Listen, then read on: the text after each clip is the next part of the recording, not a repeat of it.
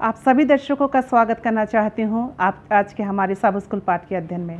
साथ ही साथ मिस्टर राजेश चंद का और पास्टर फ्रैंकलिन का मैं वेलकम करना चाहती हूँ आज के हमारे सब स्कूल प्रोग्राम में।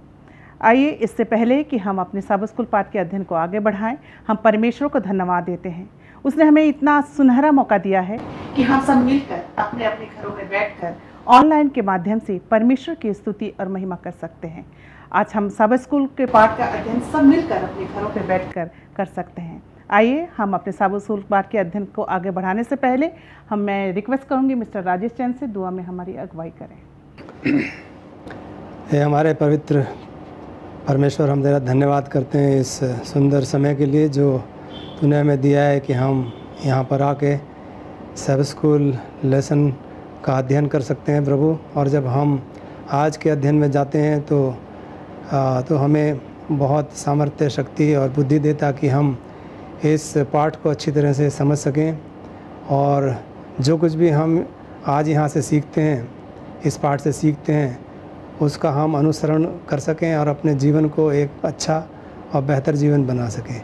प्रभु, हम धन्यवाद करते हैं इस तकनीक के लिए जो तूने हमें दी है कि हम दूर रहकर भी एक साथ मिलकर बैठकर सब स्कूल और तेरे वचन का अध्ययन कर सकते हैं। प्रभु, हम धन्यवाद करते हैं सारी आशीषों के लिए जो तूने हमें दी हैं। हम छोटी विनती प्रभु यीशु मसीह के नाम से मांगते हैं, दया से सुना ग्रहण कर, आमीन। जैसा कि हम सब जानते हैं कि हम 11वें पाठ में हैं आज, और आज जिस विषय पर हम चर्चा करेंगे उसका शीर्षक है यीशु की कहानी को साझा करना। आइए, आप मेरे साथ याद वचन के लिए निकालिए पहला यूहन्ना उसका 5वां अध्याय और उसका 13वां पद। यहाँ इस प्रकार से लिखा है, मैंने तुम्हें जो परमेश्वर के पुत्र के नाम पर विश्वास करते हो इसलिए लिखा है कि तुम जानो कि अनंत जीवन तुम्हारा है। परमेश्वर अपने पढ़े वचन पर आशीष दे। अजीज़ों, जैसा कि हम सब जानते हैं, हमने पिछले कुछ सप्ताह में यह पढ़ा कि जीवन के बदले हुए जीवन की गवाही कर सुसमाचार में कोई दूसरी गवाही हो ही नहीं सकती। लोग धर्मशास्त्र पर आपके बहस कर सकते हैं, आपके सिद्धांतों पे बहस कर सकते हैं, आपके शास्त्रों के ज्ञान पे सवाल उठा सकते हैं, लेकिन आपके बदले हुए जीवन की गवाही पर कोई सवाल नहीं उठा सकता। हमारी बदले हुए जीवन की गवाही इस बात को दर्शाती है कि हम प्रभु यीशु मसीह को कैसे जानते हैं, हम प्रभु यीशु मसीह को कहाँ तक जानते हैं, प्रभु यीशु मसीह ने हमारे जीवन में कितने बड़े बड़े उपकार किए, हम कहाँ थे और आज कहाँ हैं।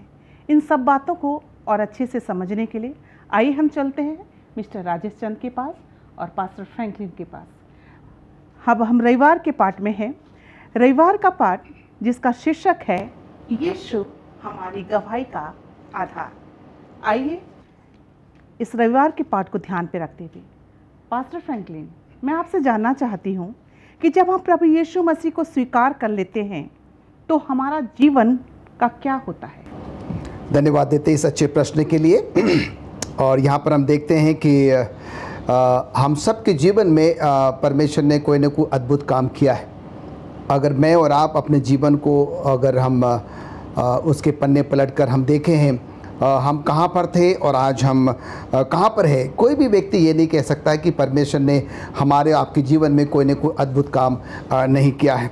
और हम यहाँ पर देखते हैं कि संत पौलुस जो है इफिसियों की पत्री उसका 2 अध्याय और उसकी पहली आयत से लेकर 10वीं आयत तक, यहाँ पर संत पौलुस मनुष्य की जो है बड़ी दयनीय दशा के बारे में जो है वो जिक्र कर रहा है।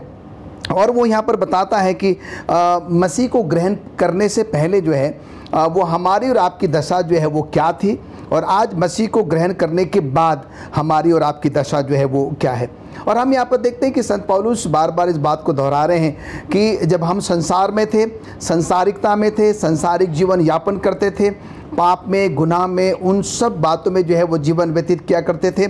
हमारे अंदर में जो है वो अपराध था, हमारे अंदर में वो पाप था, शरीर की अभिलाषाओं के हम जो है वो दास या गुलाम बने हुए थे। क्रोध, लालच, ईर्ष्या, जलन, ये सारी चीज़ें जो है वो हमारे अंदर में पाई जाती थी। और हम यहाँ पर देखते हैं कि ये सारी बातें जो हैं हमें संसार के तरफ आकर्षित किया करती थी, संसार के तरफ जो है वो लेकर जाया करती थी। और हम यहाँ पर देखते हैं कि प्रभु यीशु मसीह को ये सब कुछ अच्छा नहीं लगा, इसलिए प्रभु यीशु मसीह ने क्या किया, हमारे और आपके पापों के लिए जो है उस क्रूस पर जो है वो बलिदान कर दिया। हमारी उस दयनीय दशा को देखकर यीशु मसीह ने क्या किया, वो अपना अनुग्रह जो है वो हमें और आपको दे दिया। और अब हम देखते हैं कि उसकी दया, उसके अनुग्रह के द्वारा हमें जो है क्या मिल गया, एक नया जीवन जो है वो मिल गया। और जब हम यीशु मसीह को ग्रहण कर लेते हैं, यीशु मसीह को स्वीकार कर लेते हैं, तो हमारे जीवन में एक बहुत बड़ा बदलाव, एक बहुत बड़ा परिवर्तन, एक बहुत बड़ा जो है, एक बहुत बड़ी बेदारी जो है वो आ जाती है। हमारा जो पुराना मनुष्य तत्व जो है वो पूरी तरीके से बदल जाता है। और हम इस क्वार्टर में, इस त्रिमास में बात कर रहे हैं साक्षी के बारे में, गवाही के बारे में। और जब लोग हमें देखते हैं कि अरे पहले तो ये व्यक्ति ऐसा था और अब ये व्यक्ति जो है वो ऐसा है, पहले इस व्यक्ति में ये तमाम जो है वो कमियां थी और अब जो है इस व्यक्ति में क्या है, तमाम जो है वो अच्छाई आ गई है। और यीशु मसीह के उस दया और उस अनुग्रह के कारण जो है मेरे और आपका जीवन बिल्कुल भी जो है वो बदल जाता है और लोग हमें एक नए रूप में क्या करते हैं, वो देख सकते हैं। और हम यहाँ पर देखते हैं कि हम कहाँ पर थे और यीशु मसीह ने मुझे और आपको क्या किया, एक ऐसा स्थान दे दिया है जहां पर कि हम यीशु मसीह के साथ बैठ सकते हैं। आने वाले समय में अगर हम इतने वफादार रहेंगे, प्रभु के डर और भय में जीवन व्यतीत करेंगे, तो जब प्रभु परमेश्वर का बेटा यीशु मसीह आएगा, हम सब के सब उसके साथ स्वर्ग जा सकेंगे और हम परमेश्वर के साथ बैठ सकेंगे, यीशु मसीह के साथ बैठ सकेंगे, उन तमाम परमेश्वर के लोगों के साथ जो है बैठ सकेंगे जिसकी कि जो है वो हमने कल्पना भी बिल्कुल भी नहीं करी थी। तो हम यहाँ पर मिसेस एलिस ये देखते हैं कि यीशु मसीह को ग्रहण करने से पहले हमारा जीवन पूरी तरीके से जो है वो संसारिक होता है और हम वो सब काम करते हैं जिसको कि शायद प्रभु यीशु मसीह पसंद नहीं करता। पर जब हम यीशु मसीह को ग्रहण कर लेते हैं, हमारे अंदर में एक बहुत बड़ा जो है बदलाव जो है वो आ जाता है। और जब लोग इस बदलाव को देखते हैं तो हम एक बहुत बड़ी गवाही जो है वो लोगों के सामने पेश करते हैं और हमारी उस जीवित गवाही के द्वारा लोग जो है वो प्रभु यीशु मसीह के पास जो है वो आते हैं। और इसीलिए ये लाजमी है कि जब हमने यीशु मसीह को स्वीकार किया है, यीशु मसीह को ग्रहण किया, तो हम एक ऐसा जीवन यापन करें जिससे कि हमारी साक्षी के द्वारा, हमारी गवाही के द्वारा है बहुत सारे लोग प्रभु यीशु मसीह के पास लाए जा सके। थैंक यू पास्टर फ्रैंकलिन अच्छे विचारों के लिए। और सचमुच जब हम प्रभु यीशु मसीह को स्वीकार कर लेते हैं तो हमारा जीवन बदलना बहुत ज़रूरी है। आइए हम सोमवार के पाठ पे चलते हैं जिसका शीर्षक है व्यक्तिगत गवाही की परिवर्तनकारी शक्ति। मिस्टर राजेश, मैं आपसे जानना चाहती हूँ, सोमवार के पाठ को ध्यान पे रखते हुए हमारी व्यक्तिगत गवाही से कब और किस प्रकार दूसरे लोग प्रभावित होंगे? मिसेस एलिस, जैसे कि आपने बताया कि आज का जो पाठ का जो शीर्षक है वह है व्यक्तिगत जीवन की परिवर्तनकारी शक्ति। तो जब हमारा जीवन परिवर्तित हो जाता है, जैसे कि पास्टर फ्रैंकलिन ने अभी यहाँ बताया कि जब हमारा जीवन परिवर्तित हो जाता है, हमारे जीवन में बदलाव आ जाता है, तभी हम परमेश्वर का प्रेम जो है वो दूसरों को बता सकते हैं। क्योंकि परमेश्वर का अनुग्रह और उसकी दया तब हमारे ऊपर होती है जब हमारा जीवन पूरी तरीके से बदल जाता है, तभी हम उस काबिल होते हैं कि हम दूसरों को परमेश्वर के प्रेम के बारे में बता सकते हैं। उससे पहले ये संभव नहीं है, मुमकिन नहीं है। जब तक हम अपने जीवन को परिवर्तित नहीं करेंगे, अपने जीवन में बदलाव नहीं लाएंगे, तब तक हम किसी दूसरे को प्रभु यीशु मसीह के बारे में या उसके प्रेम के बारे में बता नहीं सकते। और जैसे कि आपने प्रश्न पूछा है व्यक्तिगत जीवन की परिवर्तनकारी शक्ति, हमें एक बात यहाँ बहुत अच्छे से समझ लेनी चाहिए कि परमेश्वर का जो तरीका है वो प्रेम का तरीका है, प्यार का तरीका है। परमेश्वर कभी भी किसी आवेग में आकर कोई कार्य नहीं करता है और उसकी भाषा जो है वो प्रेम की भाषा है। हम अपने यूहन्ना की किताब में पढ़ते हैं कि जब यूहन्ना और उसके शिष्य सामरिया से, ये मरकुस की किताब में पाया जाता है, मरकुस की किताब में जब यूहन्ना और उसके शिष्य सामरिया से यात्रा कर रहे थे और उन्हें रात में विश्राम के लिए जगह चाहिए थी, लेकिन उन्हें जगह देने से मना कर दिया गया था। जब उन्हें जगह नहीं मिली तो वो बहुत गुस्सा में थे, यूहन्ना और याकूब, क्योंकि उन्हें जगह नहीं दी गई थी। और यूहन्ना और याकूब ये सोच रहे थे कि उनके पास हर एक समस्या का समाधान है। तब उसके शिष्य याकूब और यूहन्ना ने परमेश्वर से कहा कि यदि तू चाहता है तो आज्ञा दे कि आकाश से गिरकर आग गिरकर इन्हें भस्म कर दे, क्योंकि उनको वहाँ पर जगह नहीं दी गई थी रहने के लिए। तो उन्होंने परमेश्वर से ऐसी रिक्वेस्ट करी, ऐसा उन्होंने उनसे कहा। परंतु यीशु ने ऐसा नहीं किया, क्योंकि परमेश्वर का तरीका जो है प्रेम का तरीका है, प्यार का तरीका है। यीशु के प्रेम की वजह से ही यूहन्ना का जो क्रोध था वो उसका प्रेम में बदल गया, उसका स्वभाव जो है वो बिल्कुल चेंज हो गया। और एलन जी वाइट हमें बताती हैं कि बल का प्रयोग परमेश्वर की सरकार के विरुद्ध है जी, इसके विपरीत है। तो परमेश्वर की सरकार में, यीशु मसीह की सरकार में बल का प्रयोग नहीं होता है, केवल प्रेम का प्रयोग होता है। वह केवल प्रेम के सेवा की ही इच्छा रखता है और प्रेम को आज्ञा नहीं दी जा सकती, प्रेम को आज्ञा नहीं दे सकते हैं। इसे बल या अधिकार से नहीं जीता जा सकता है, केवल प्रेम से ही प्रेम जागृत होता है। जब हम यीशु मसीह के प्रति पूरी तरीके से प्रतिबद्ध होते हैं तो उसका प्रेम जो है हमारे माध्यम से दूसरे लोगों तक पहुंचता है। और मसीह धर्म की ये सबसे बड़ी एक गवाही है कि परिवर्तित जीवन, जब हमारा जीवन पूरी तरीके से बदल जाता है, परिवर्तित हो जाता है, तभी हम उस लायक होते हैं कि परमेश्वर के प्रेम के बारे में हम दूसरों को बताएं। इसका मतलब ये नहीं है कि हमारा जीवन जो है बिल्कुल हम अपने जीवन में कोई गलती नहीं करेंगे, ऐसा नहीं है।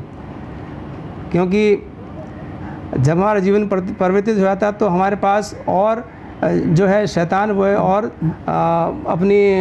हमें अपने कंट्रोल में लेने की कोशिश करता है और हम गलतियां कर सकते हैं। परंतु इसका मतलब यह है कि हमारा जीवन जो है वो एक और आदर्श जीवन बनेगा जब हम यीशु मसीह को ग्रहण कर लेते हैं और हमारा जीवन परिवर्तित हो जाता है, तो हमारा जीवन एक आदर्श जीवन होगा और हम अपने आसपास के लोगों के लिए एक आशीष का कारण भी बन सकते हैं। राजेश सर, आपने बहुत ही अच्छी बात बताई है।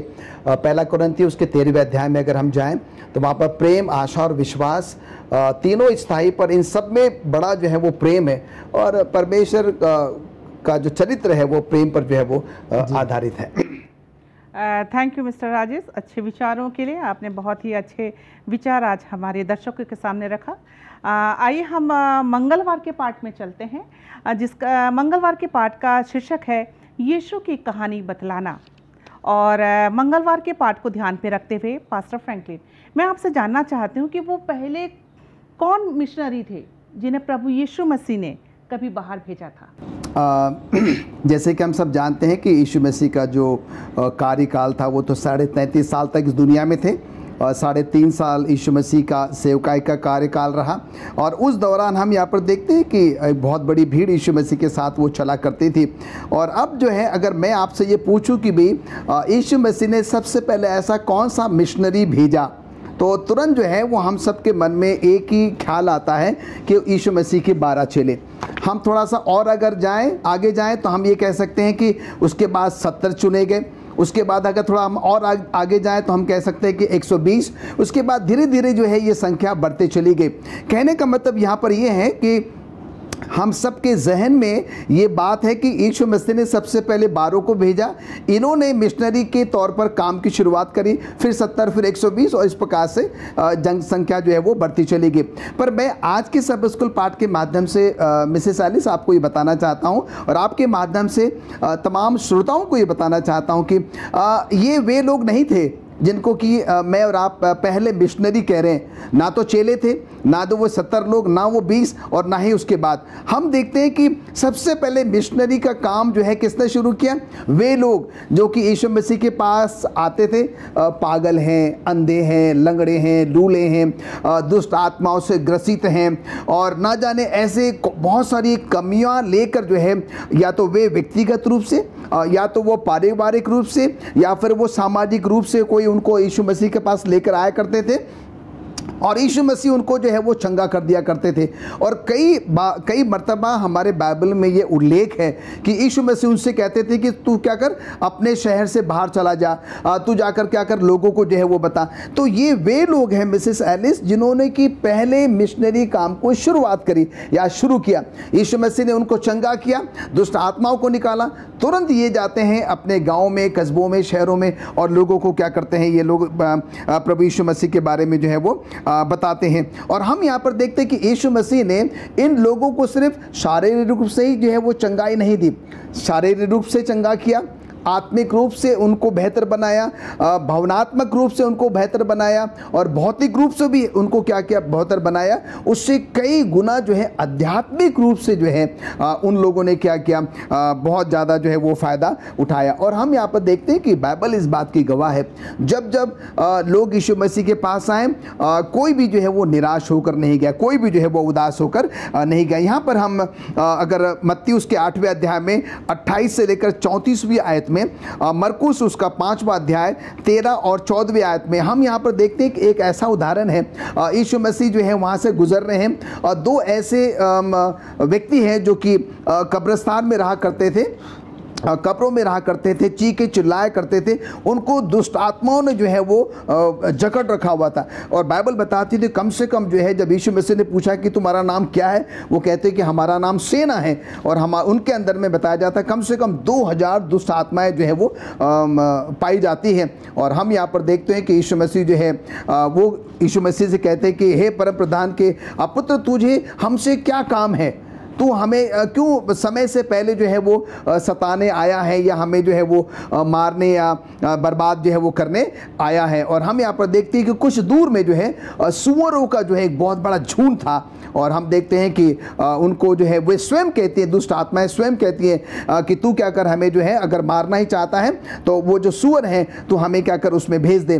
और कहानी बताती है कि उन दुष्ट आत्माओं को जो है वो सुअरों में भेज दिया गया और वो पानी में जाकर क्या हो जाती है, वो डूब जाती हैं। उसके बाद ये सुसमाचार, वो जो चरवाहे हैं जो सुअर की देखभाल कर रहे थे, वो तुरंत क्या करते हैं, बाहर जाते हैं, लोगों को जो बताते हैं और फिर वो यीशु मसीह से आग्रह करते हैं कि हे स्वामी, हे गुरु, तू क्या कर हमारे शहर से, हमारे गांव से, इलाके से तू क्या कर यहाँ से चला जा। कहने का मतलब यहाँ पर ये है कि ये वे लोग हैं जिनके द्वारा प्रभु यीशु मसीह का सुसमाचार, जिनके द्वारा प्रभु यीशु मसीह का संदेश जो है गांव में, कस्बों में, शहरों में, उन सब इलाकों में पहुंचा। इससे पहले के जो है यीशु मसीह के शिष्य जो है प्रभु यीशु मसीह के सुसमाचार लोगों को क्या करते हैं, वो पहुंचाते हैं। और हम यहाँ पर देखते हैं कि सचमुच में ये जो साक्षी, जो गवाही है, लोगों को प्रभु यीशु मसीह के पास जो है वो लेकर आती है। थैंक यू पास्टर फ्रैंकलिन, अच्छे विचारों के लिए। और आज आपने हमें बताया कि वो पहले मिशनरी कौन थे जिन्हें प्रभु यीशु मसीह ने कभी बाहर भेजा था। आइए हम बुधवार के पाठ में चलेंगे और बुधवार के पाठ का शीर्षक है आश्वासन के साथ गवाही। और बुधवार के पाठ को ध्यान पे रखते हुए मिस्टर राजेश, मैं जानना चाहती हूँ आपसे कि शाश्वत जीवन का कौन सा आश्वासन पवित्र शास्त्र हमें बताता है और हम किस प्रकार से उसे प्राप्त कर सकते हैं। जी, जैसे आपने शीर्षक बताया आश्वासन के साथ गवाही, तो इसके लिए मैं यूहन्ना 5:11 से 13, इब्रानियों 10:19 से 22 और 1 कुरिन्थियंस 15:1 और 2, वहाँ पर इस बात का उल्लेख किया गया है। यदि हमारे पास यीशु में उद्धार का व्यक्तिगत आश्वासन नहीं है, यदि हमारे पास पर्सनल आश्वासन या एश्योरेंस नहीं है, तो हम इसे और किसी के साथ साझा नहीं कर सकते हैं। ये असंभव है कि हम परमेश्वर के प्रेम को और उसके उद्धार की जो योजना है उसको हम दूसरों के साथ साझा नहीं कर सकते। ये असंभव बात है, क्योंकि जो हमारे पास नहीं है वो हम दूसरे को कैसे दे सकते हैं? हम दूसरे को दे ही नहीं सकते। यदि हम हमेशा इस असमंजस में या अनिश्चितता की स्थिति में रहते हैं कि क्या कभी हम बचाए जा सकेंगे या नहीं, तो मैं चाहता हूं कि हमारे सारे दर्शक और हम सब ये यशाया की किताब और उसका 45वां अध्याय और उसके 22वें पद को ज़रूर पढ़ें। ये यहाँ पर लिखा है कि तुम मेरी ओर फिरो, तुम मेरी ओर फिरो और उद्धार पाओ, क्योंकि मैं ही ईश्वर हूँ और दूसरा कोई नहीं। तो हमें परमेश्वर की तरफ फिरने की ज़रूरत है, तब हमारे मनों में ये असमंजसता नहीं बनी रहेगी, ये अनिश्चितता नहीं बनी रहेगी कि हम बचाए जाएंगे या नहीं। क्योंकि यदि हम परमेश्वर की तरफ फिर चुके हैं और हमने उसके जो उद्धार की योजना है और उसका आश्वासन हमारे मनों में है, तो हम कभी भी ये सवाल नहीं करेंगे। परमेश्वर चाहता है कि हम में से हर एक कोई उद्धार पाए। परमेश्वर ये उसकी योजना है कि कोई भी नष्ट ना हो। जिस प्रकार से हम अपने पवित्र शास्त्र में पढ़ते हैं कि परमेश्वर की योजना है और वो चाहता है कि हम में से कोई भी बर्बाद ना हो और सारे बचाए जाएं। वह हमें ये अनुभव देने के लिए तरसता है। परमेश्वर जो है हमें उद्धार का आश्वासन देने के लिए तरसता है। जैसा कि पौलुस रोमियो की किताब उसके 5वें अध्याय में कहता है, वहाँ पर इस तरीके से लिखा है, अतः जब हम विश्वास में धर्मी ठहरे तो अपने प्रभु यीशु मसीह के द्वारा परमेश्वर के साथ मेल रखें। तो हमें परमेश्वर के साथ मेल रखने की ज़रूरत है। और 11वें पद में वो कहता है कि हमें यह आश्वासन हो सकता है कि जो मसीह यीशु में हैं उन पर दंड की आज्ञा नहीं। जिन्होंने परमेश्वर को, यीशु मसीह को अपना लिया है, उनके ऊपर क्या है? दंड की आज्ञा नहीं है। और प्रेरित यूहन्ना इस बात की पुष्टि भी करता है, जिसके पास पुत्र है उसके पास जीवन है। यूहन्ना बोलता है कि जिसके पास पुत्र है उसके पास जीवन है, और जिसके पास परमेश्वर का पुत्र नहीं है उसके पास जीवन भी नहीं। यदि विश्वास के द्वारा हमने परमेश्वर को, यीशु मसीह को स्वीकारा है और वो हमारे हृदय में पवित्र आत्मा के माध्यम से रहता है, तो अनंत जीवन का जो उपहार है वो हमारा हो सकता है, वो हमारा है। एक बार जब हमने परमेश्वर की कृपा और प्रभु यीशु मसीह में मुक्ति का अनुभव किया है तो हम इस चीज़ को कभी नहीं खो सकते। इस शाश्वत आश्वासन को हम कभी खो नहीं सकते। और मैं यहाँ एक बात और बताना चाहता हूँ कि हमारे पास परमेश्वर से दूर जाने का स्वतंत्र विकल्प है। परमेश्वर ने शुरू से ही मानव जाति को, मनुष्य को पावर ऑफ चॉइस दी है। हम चुन सकते हैं। तो हमारे पास ये चुनाव है कि हम परमेश्वर से दूर जाएं या परमेश्वर के पास रहें। तो यदि हमने परमेश्वर के प्रेम का अनुभव किया है तो हम इस दूसरे विकल्प को कभी नहीं चुनेंगे। उससे हम दूर जाने की कभी ना बात करेंगे ना हम सोचेंगे। थैंक यू मिस्टर राजेश, अच्छे विचारों के लिए। और सचमुच यदि हमें उद्धार पाना है तो अजीज़ों, हमें परमेश्वर की ओर फिरने की ज़रूरत है। आइए हम गुरुवार के पाठ में चलेंगे। गुरुवार के पाठ का शीर्षक है कुछ गवाही के योग्य। और गुरुवार के पाठ को ध्यान पे रखते हुए पास्टर फ्रैंकलिन, मैं आपसे जानना चाहती हूँ कि मसीह के खातिर आपको किस तरह के बलिदान देने के लिए बुलाया गया है? बहुत ही अच्छा प्रश्न है, और ये प्रश्न जो है हम सब इस प्रश्न से बड़े वाकिफ़ हैं। और वो इसलिए क्योंकि हम सब जानते हैं कि यीशु मसीह ने जो है हम सब के पापों के लिए अपने आप को क्रूस पर जो है वो बलिदान कर दिया। इससे पहले कि मैं आज के सब स्कूल आज के पाठ को मैं आप तक पहुंचाऊं, मैं चाहता हूं कि आप मेरे साथ अपनी बाइबल खोलें। गलतियों उसका 2 अध्याय और उसकी 20वीं आयत। गलतियों उसका 2 अध्याय और उसकी 20वीं आयत में इस प्रकार से लिखता है, मैं मसीह के साथ क्रूस पर चढ़ाया गया हूँ। अब मैं जीवित न रहा पर मसीह मुझ में जीवित है, और मैं शरीर में अब जो जीवित हूँ तो केवल उस विश्वास से जीवित हूँ जो परमेश्वर के पुत्र पर है, जिसने मुझसे प्रेम किया और मेरे लिए अपने आप को दे दिया। तो यहाँ पर देखते हैं कि संत पौलुस जो है इस आयत के द्वारा, गलतियों 2:20 के द्वारा मुझे और आपको बताना चाहता है कि संत पौलुस जो है जब यीशु मसीह को ग्रहण करने से पहले वो क्या था?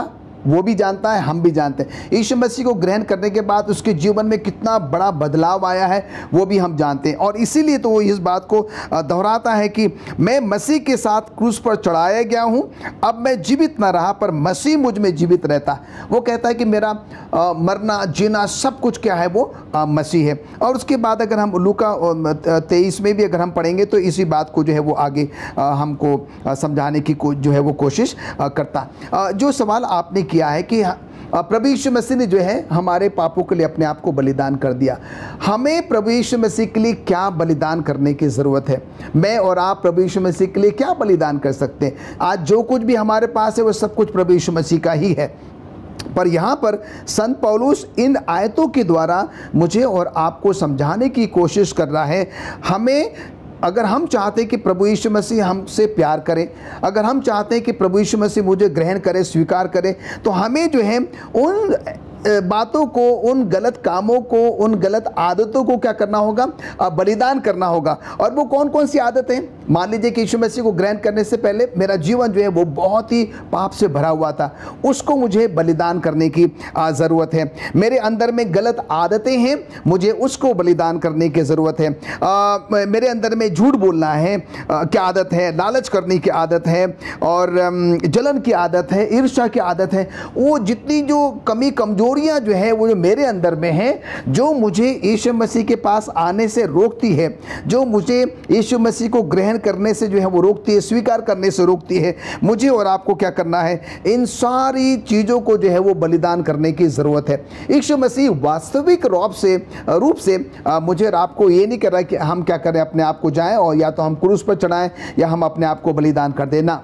यहाँ पर यीशु मसीह कह रहा है कि कैसे मैं और आप अपने उन तमाम पुराने मनुष्य तत्वों को जो है, तमाम गलत चीज़ों को, बातों को, आदतों को हम क्या कर सकते हैं? उसकी बलि चढ़ा सकते हैं। और उसके बाद एक संपूर्ण हृदय से प्रभु यीशु मसीह को क्या हो सकते हैं? हम समर्पित जो है वो हो सकते हैं। और इसीलिए यहाँ पर संत पौलुस तो यही बात बार बार दोहराने की जो है वो कोशिश कर रहा है कि वो कहता है कि अब मेरा मरना, मेरा जीना सब कुछ क्या है? वो मसीह है। अगर मैं अपनी तमाम गलत आदतों को बलिदान कर दूंगा, तब मैं और आप भी संत पौलुस के समान ये कह सकेंगे कि अब मेरा मरना और जीना सब कुछ क्या है? वो यीशु मसीह पर ही आधारित है। हमने ऐसे बहुत सारे लोगों को देखा है, पढ़ा है, जाना है, जिन लोगों ने क्या किया? अपने आप को यीशु मसीह के लिए बलिदान किया, उस सत्य के लिए, उस विश्वास के लिए जो है वो बलिदान कर दिया। और मैं आपको बताना चाहता हूँ, अपने तमाम श्रोताओं को भी ये बताना चाहता हूँ कि अजीज़ों, अब वो समय ज़्यादा दूर नहीं है कि एक बहुत बड़ी सताहट जो है वो हमारे और आपके ऊपर आने वाली है।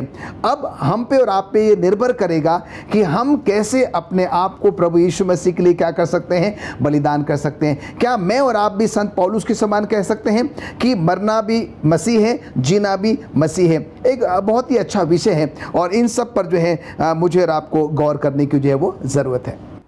थैंक यू पास्टर फ्रैंकलिन, बहुत अच्छे विचारों के लिए। और जब अपने विचार आप हमें बता रहे थे तो मुझे एक गाना याद आ रहा था कि मसीह बिना जीना बेकार है, वही मेरे जीने का आधार है। आइए हम शुक्रवार के पाठ में चलेंगे और शुक्रवार का पाठ को ध्यान पे रखते हुए मिस्टर राजेश, मैं आपसे जानना चाहती हूँ कि उद्धार का आश्वासन हमारे मसीही जीवन का इतना महत्वपूर्ण हिस्सा क्यों है? कार से अभी आपने बताया, मैं एक बात उसमें और जोड़ना चाहता हूँ कि हम ये गाना भी काफ़ी गाते थे, ज़िंदगी मेरी बदल गई जब से मसीह को पाया है। जी, तो जब हम मसीह को पा लेते हैं तो हमारा जीवन जो है वो बदल जाता है। और आज के जो शुक्रवार का जो पाठ है उसमें हम ये पाते हैं कि यहाँ पर एक कहानी बताई गई है, एक स्त्री की कहानी जो कि बाइबल में बताई गई है, जो कि बहुत ही बीमार थी। उसे एक बहुत ही गंभीर समस्या थी, उसको बहुत ही भयानक बीमारी से ग्रस्त थी और वो किसी तरीके से अपने इस बीमारी से छुटकारा पाना चाहती थी। उसने बहुत से डॉक्टरों से इलाज कराया, शायद बहुत पैसा उसने खर्चा किया, लेकिन उसकी जो समस्या थी, जो उसकी शारीरिक समस्या थी रक्तस्राव की, वो ठीक नहीं हो पाई और वो बहुत ही परेशान रहा करती थी।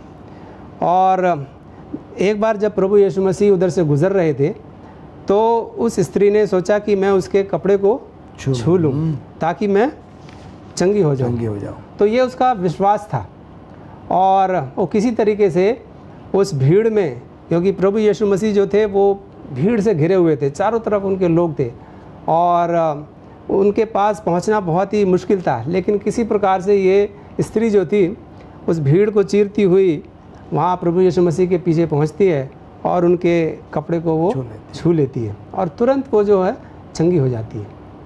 आप कहानी को जानते हैं कि परमेश्वर यीशु मसीह ने फिर कहा कि किसने मेरे वस्त्र को छुआ, तब वो स्त्री जो घबरा गई फिर उसने बताया, तो परमेश्वर ने कहा, यीशु मसीह ने कहा कि तेरे विश्वास ने तुझे चंगा किया है। तो एक बात मैं यहाँ बताना चाहता हूँ कि हमें परमेश्वर के बारे में ही सिर्फ नहीं जानना चाहिए। यदि हम परमेश्वर के बारे में जानते हैं तो ये पर्याप्त नहीं है, हमें परमेश्वर को जानना है। It is not sufficient to know about God but to know God. तो हमें परमेश्वर को पर्सनली, व्यक्तिगत रूप से हमें परमेश्वर को जानना है और हमें व्यक्तिगत रूप से ही उस पर विश्वास करना है। एलन जी वाइट अपनी किताब डिज़ायर ऑफ एजेस में बताती हैं कि जब हम यीशु परमेश्वर को अपने व्यक्तिगत उद्धारकर्ता के रूप में ग्रहण करेंगे तभी हमारा ये एकमात्र विश्वास हमें लाभ देगा। जब हम परमेश्वर को, यीशु मसीह को जब हम ग्रहण करेंगे अपने उद्धारकर्ता के रूप में, तभी हमारा ये विश्वास हमें लाभ देगा, हम उससे लाभान्वित होंगे। हर मनुष्य का जीवन एक दूसरे से अलग होता है और उनका अनुभव भी अलग अलग होता है और ईश्वर की इच्छा हमारी स्तुति उसी के तरह हो, उसी के निमित्त हो जो हमने स्वयं अनुभव किया है, ये परमेश्वर चाहता है। जब हम मसीह जैसी ज़िंदगी का समर्थन करते हैं और इस समर्थन में एक बहुत बड़ी और असीम शक्ति होती है जो आत्माओं के द्वारा उद्धार के लिए काम करती है। सो प्रभु यीशु मसीह की यही इच्छा है कि हम उसकी स्तुति करें, लेकिन किस प्रकार से करें, जो हमने अनुभव किया है। अगर हमने प्रभु यीशु मसीह को अपने जीवन में अनुभव किया है तभी हम उसकी दिल से आराधना और उसकी स्तुति कर सकते हैं। खाली हम प्रभु यीशु मसीह के बारे में जानते हैं अगर, तो हम उसकी स्तुति अच्छी तरीके से नहीं कर सकते और वो परमेश्वर उसको एक्सेप्टेड भी नहीं है। जब हम प्रभु यीशु मसीह को अपने जीवन में पूरी तरह से ग्रहण कर लेते हैं और हमारा जीवन पूरी तरीके से बदल जाता है, तभी हम परमेश्वर के प्रेम को दूसरों के सामने व्यक्त करने के काबिल होते हैं। तो आज के शुक्रवार के पाठ में इतना ही है। आइए हम इस पाठ से बहुत बड़ी शिक्षा लें और परमेश्वर को, यीशु मसीह को अपने जीवन में उद्धार की योजना को हम अपनाएं और हम उसी प्रकार से उसकी स्तुति करें जो हमने अनुभव किया है। थैंक यू मिस्टर राजेश, बहुत अच्छे विचारों के लिए। और हमने सीखा कि हमें प्रभु यीशु मसीह के बारे में नहीं बल्कि प्रभु यीशु मसीह को जाना है। अजीज़ों, आज के जो हमारा साबो स्कूल का जो निचोड़ है वो ये है कि हम में से हर एक के साथ प्रभु यीशु मसीह ने कोई ना कोई उपकार जरूर किया है।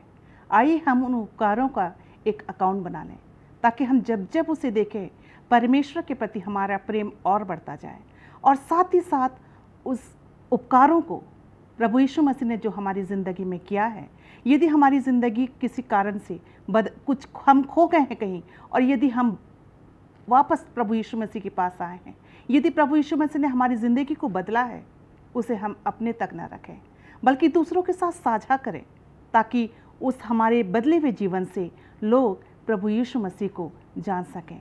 प्रेम इसमें नहीं है अजीज़ों कि हमने प्रभु यीशु मसीह से प्रेम किया, परंतु प्रेम इसमें है कि परमेश्वर ने हमसे प्रेम किया और हमारे पापों के प्रायश्चित के लिए उसने अपने इकलौते पुत्र को दे दिया। आइए हम परमेश्वर को पहला स्थान दें। आइए हम अपने जीवन के द्वारा परमेश्वर को पहला स्थान देने वाले बने ताकि प्रभु हमारे जीवन के द्वारा खुश हो सके। समय बहुत कम है अजीज़ों, थोड़ा समय है बाकी, सेवा अभी है काफ़ी। हम रुके नहीं, पीछे मुड़े नहीं, यीशु ही हमारा है साथी। आइए हम मिस्टर राजेश चंद का और पास्टर फ्रैंकलिन का धन्यवाद देना चाहते हैं अच्छे विचारों के लिए जो आज आपने हमारे दर्शकों के सामने रखा। हम अपने साबो स्कूल को समाप्त करने के लिए पास्टर फ्रैंकलिन से दरख्वास्त करेंगे कि दुआ में हमारी अगुवाई करें। आइए हम प्रार्थना करें। धन्यवाद देते हैं स्वर्गीय पिता परमेश्वर आज के पवित्र सब्त के लिए। धन्यवाद देते हैं आज के अच्छे सब स्कूल पाठ के अध्ययन के लिए। प्रभु, आज हमने ये सीखा है कि हम कैसे आपकी साक्षी बन सकते हैं, आपके लिए एक गवाही का कारण बन सकते हैं। पिता परमेश्वर, आपने हमारे व्यक्तिगत जीवन में, हमारे पारिवारिक जीवन में, हमारे कलीसिया जीवन में बहुत अद्भुत रीति से काम किया है। पर प्रभु, कई बार जो है हम उन अच्छाइयों के बारे में, उन अद्भुत कार्यों के बारे में जो आपने हम सबकी ज़िंदगियों में किया है, हम उसको लोगों तक बताने में प्रभु असमर्थ हो जाते हैं। प्रभु, आज हमने ये सीखा है कि जो कुछ भी अद्भुत रीति से आपने हमारे जीवनों में काम किया है, हम उसको अपने तक ही न रखें, पर हम दूसरों को बताने वाले बन सकें। हमारा सोचना, विचारना, हमारी बातचीत, हमारा व्यवहार, हमारा रहन सहन, सब कुछ प्रभु इस प्रकार से बदला हुआ हो कि जब लोग हमको देखें प्रभु, आपके नाम की महिमा स्तुति कर सकें और उनका भी प्रभु जीवन बदला जा सके। पुनः प्रभु, आज के इस अच्छे सब स्कूल पाठ के लिए हम आपका धन्यवाद देते हैं कि आपने आज के सब स्कूल पाठ से हमको बहुत कुछ सिखाया है। हम सबके पाप और गुनाहों को प्रभु आप माफ़ करें। प्रभु यीशु मसीह के नाम से मांगते हैं, आमीन।